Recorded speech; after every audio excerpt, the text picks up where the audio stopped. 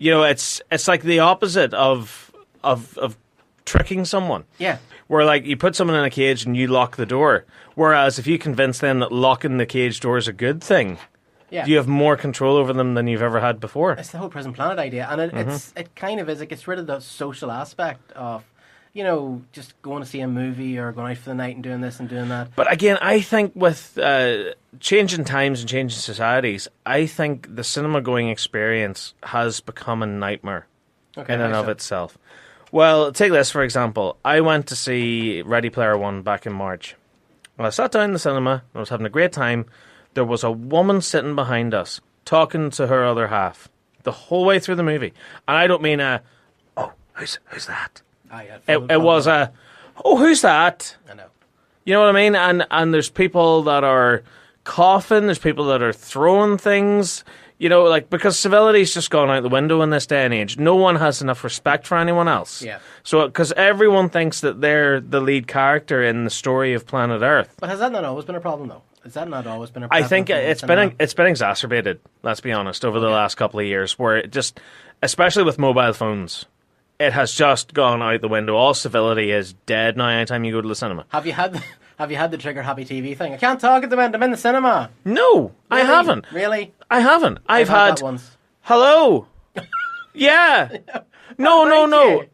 I'm watching it now. Yeah, no, it's great. So here, tell me this. How's David? Is he all right?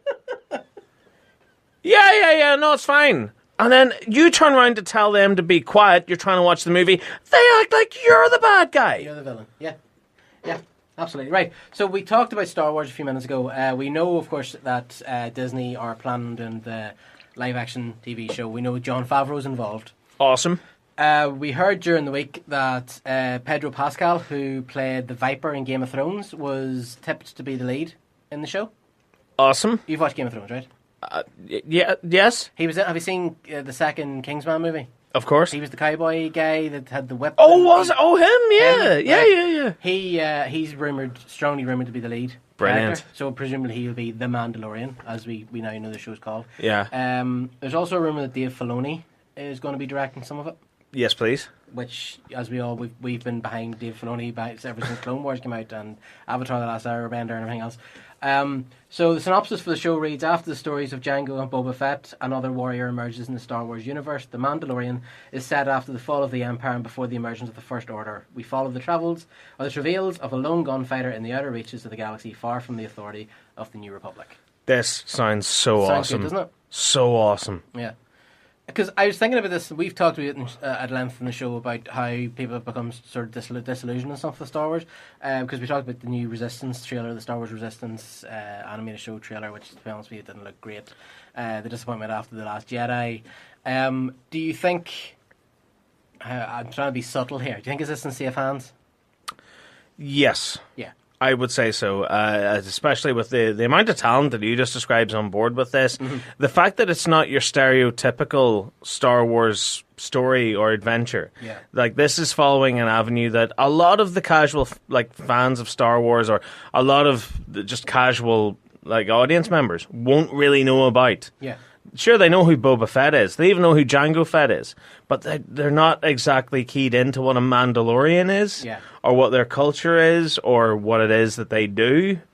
So I think it's distant enough, but still Star Wars relevant, that it's going to get people involved. I love the idea that it's just called The Mandalorian as well, because it has a really Western feel to it. It has a real... Well, yeah, that's exactly what I was thinking, yeah. So it has a nice kind of, pale rider, the good, the bad, and the ugly kind of... dusty old sort of space towns and villains and nasty mustache twirling bad guys and stuff.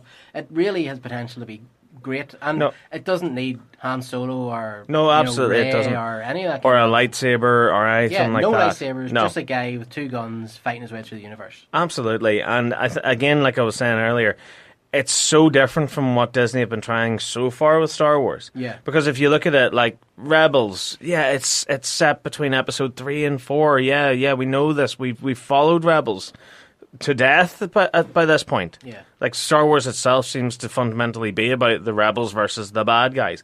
And then even if you look at the movies themselves, Rogue One, what does that follow? Oh, rebels. Solo, a Star Wars story, it follows Han Solo, who we've seen a million times before.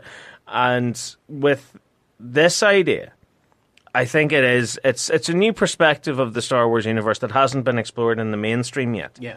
And I think that's what's going to give it the success. That and the fact that Jon Favreau's on board. Yeah. Like, let's not forget here, Jon Favreau is the guy that turned Iron Man from a 2-bit, second-rate comic book character into the megastar superhero that he's known as now. Every kid on the planet knows who Iron Man is. And don't forget as well, of course, that Jon Favreau was Pre Vizsla, the Mandalorian chief in Clone Wars as well. Exactly. So he's already... And didn't he also play a character in Solo? He voiced the little monkey guy, didn't he? Did he? I think he did. Okay. I think you might be right, actually. Yeah, because his voice sounded quite familiar when I was watching it again there. But no, so Favreau's got a lot of Star Wars underneath his belt. I think he's got a lot of directing credits underneath his belt as well. I think this is a match made in heaven. Please don't screw it up. Please, please, please. I'm begging you. It's the gods of nerddom. Hi, this is Ashley Eckstein, voice of Ahsoka Tano on Star Wars The Clone Wars, and I follow the nerd.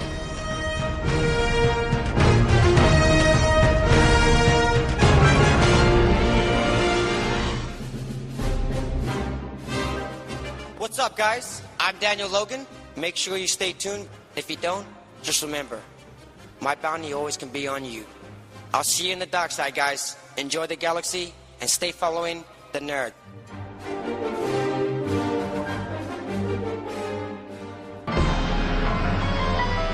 Hi, it's Johnny C. McGinley from Stand Against Evil. You are following the nerds. We got the trailer for Spider-Man Into the Spider-Verse. We did, yes. Have you watched it? I have. And this looks so good. The one thing that's putting me off about it is the animation style. Why? It's so jarring to watch. I think the animation's amazing. It looks like a bad stream. What? It looks like really bad internet streaming. Were you watching it with bad internet streaming? No, I have amazing internet streaming. Thank you very much. Pardon me. Yes, I do. I honestly don't see it. I think it looks amazing. It doesn't look fluid at all. And that's a big problem for Spider-Man, I think. Like, obviously, it's just my personal opinion. Other people may love it, and that's absolutely cool. But for me, a Spider-Man movie, especially an animated Spider-Man movie, it has to have fluid motion to it. I haven't watched it. I was playing here on the screen. I have the volume turned down and I'm watching here. I really don't see what you're talking about. It's very sort of jittery.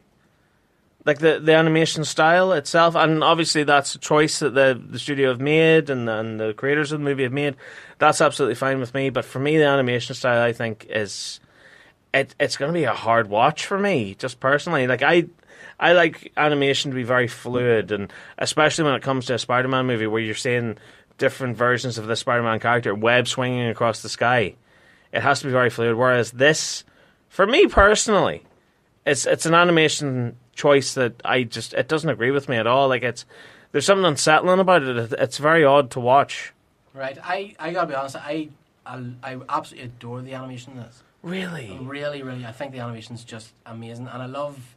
I'm sure you've noticed this as well. Where the idea, of course, is that they bring in like Spider-Man Noir and you know all these different Spider-Man. Peter Porker, the Amazing Spider-Ham. Yeah, Spider-Ham. He's involved in this as well. Yeah. And I love that they all, because there's the manga. I gotta be honest, I don't know the manga Spider-Man character as well, and they all look like they're different textures. They're all like different animations. Yeah. I love that. I think that's really cool. Like Spider-Ham looks like a Looney Tunes character. Yeah. Which I love. Which is what he did look like in the comic book. Yeah, but even the way he moves and the way he goes on, because there's a bit in it where they're all moving about and he's like, you know, his body moves and then his head catches up with him, kind of thing. Yeah. I just think that's a really ballsy thing to do. I think that's really good. It is, yeah. I agree with that, but it's just the overall style of it's the movement. Okay. That I just can't get past. But aside from that, I think it's a fantastic idea. I think it looks like a lot of fun. I think it's a great time to release it too, especially on the back of the Spider-Man PS4 game, which has been going down exceptionally well. Have you seen that suit in the trailer?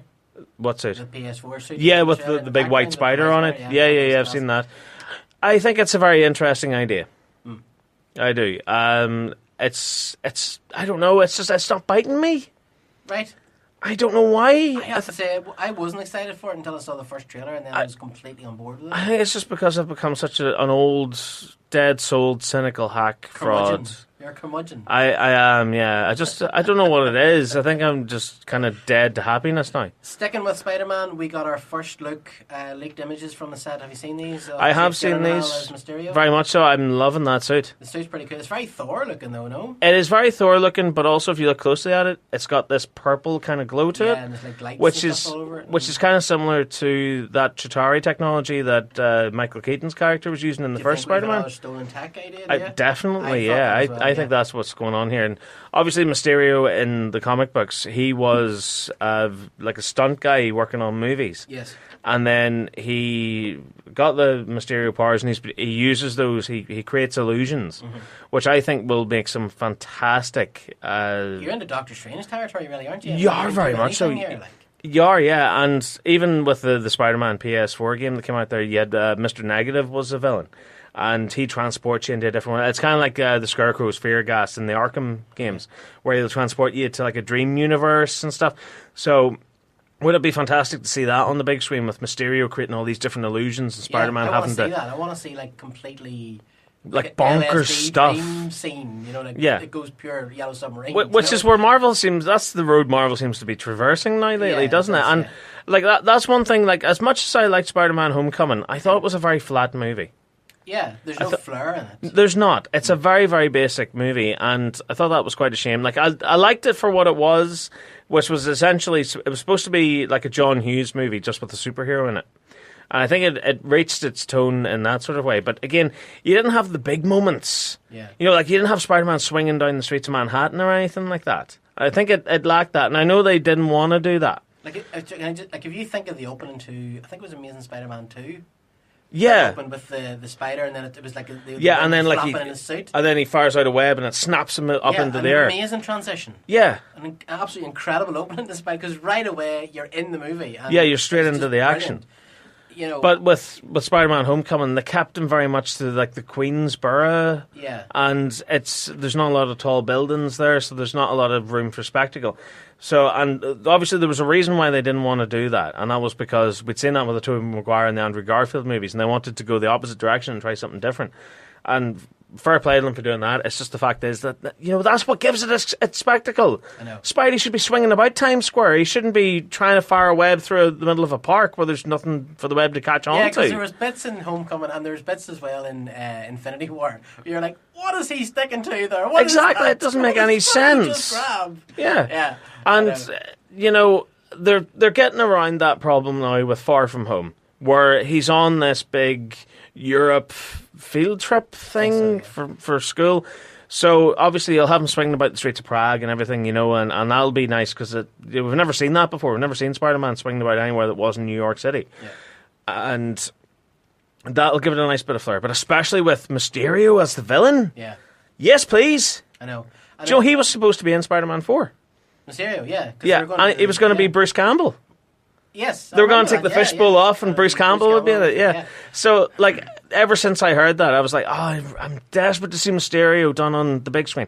And now we're getting to see it. And it's Jake Gyllenhaal. Yeah. As well, you know, I mean, like... It's very interesting because while Gyllenhaal had been rumoured to be in this movie, he still hadn't been confirmed. Yeah. So this was the first... But now the boy's walking down the street wearing the Mysterio costume. Oh, you know, he's still not in it. Oh, no, he's still not confirmed, no. Yeah. That's Mysterio pretending it's Jake Gyllenhaal. Yeah.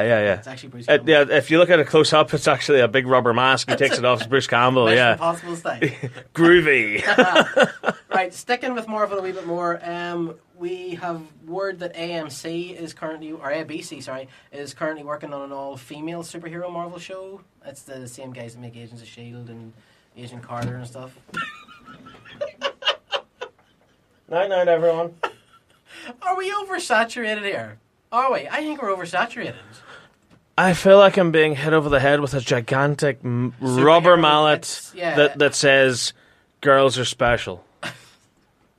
but aren't we though? Yeah. Dancing on the fault line. Oh, dude, I don't care. Bring it on. Dude, I agree. I will come out and say it. Like, I mean, It doesn't matter what the sex is. It doesn't matter what the gender is. It doesn't matter what anything is. Is it good? Yeah. Is it fun? Is it interesting? Are these good characters? Am I going to want to sit down and watch this? Do you know Emmerdale's doing an all-women episode? That's brilliant. No men. Background actors, no Class. all men. Because that's realistic. Remember that time we went down the town? No men? Oh, yeah. No men. Like, even we became women at that Yeah, point. at that point. Yeah, well, that was bizarre. That was that day I shaved. That was the weirdest half hour I've ever had. But... It's crazy. But, do you know what I mean? Like, oh...